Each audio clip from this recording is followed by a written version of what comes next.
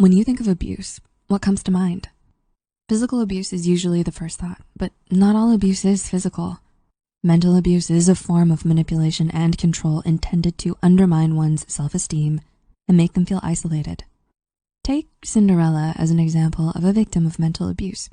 Isolated by her stepsisters and stepmother and forced to do their bidding, Cinderella found no hope, even within her own family.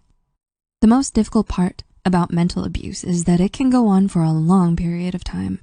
Because of the lack of physical indications, intervention is much less likely to occur. According to Sherry Stein's PsyD, emotional abuse goes undetected, minimized, and dismissed by the abuser, victims, and others. Not only this, but mentally abused people are likely to put themselves in additional abusive situations. According to counselor Andrea Matthews, those exposed to mental abuse in their childhood may accept abusive behavior as something normal and be prone to entering abusive relationships without even realizing that the abuse they endure is very wrong. Knowing whether you're a victim of mental abuse is a first step to helping yourself identify the people around you in your past or in the present who might be your abusers. This is especially important as mental abuse can take a toll on one's mental and physical health. So with that, here are 5 signs that you've been mentally abused and don't know it. Number 1, empathy error. In 2017, a group of researchers from the University of Berlin found that early life stress, such as emotional neglect and mental abuse, can cause genetic changes to the hippocampus, which can make it more difficult to empathize with others' emotions. Since the hippocampus is involved with unconscious processing of relational information, it is a central structure for emotional empathy experiences. Let's say a friend is really upset because their pet has just passed. If your hippocampus is fully operational, you may say something like, "Oh, I'm so sorry. I can't even imagine how you feel." You're letting your friend know you understand how they feel and you're there for them.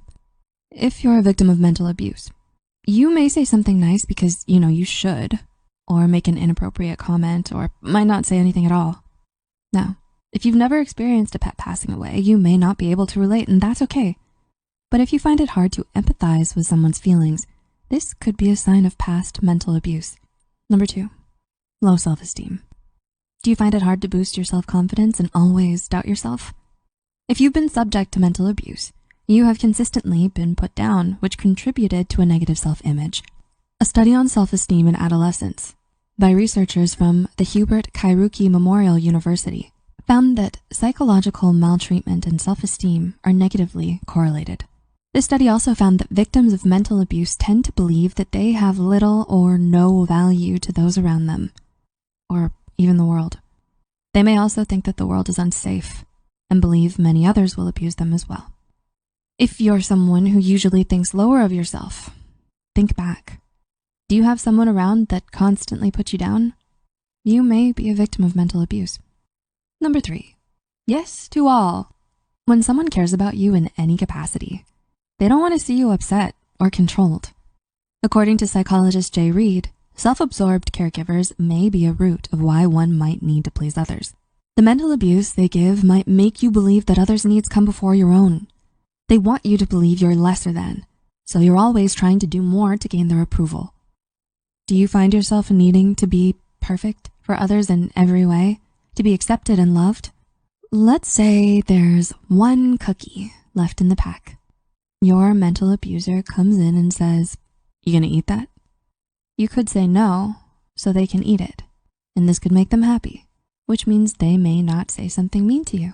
If you say yes, you might be called inconsiderate or rude. That urge to please others can be another sign of mental abuse. Number 4, self-doubt. When you say or do something, how confident are you that you're correct?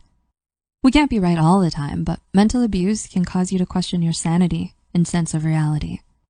We know this as gaslighting. According to Andrea Matthews, LPC NCC, gaslighting is a main form of control for abusers because it can deflect blame and cause one to believe that they are at fault.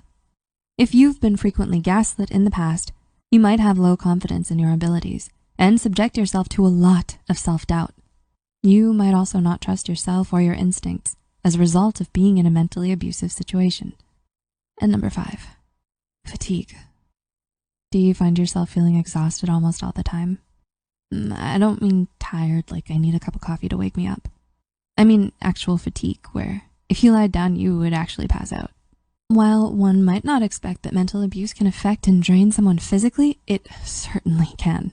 A study from KU Leuven in 2001 found a correlation between people who have experienced childhood emotional abuse and neglect and having chronic fatigue syndrome or fibromyalgia during adulthood.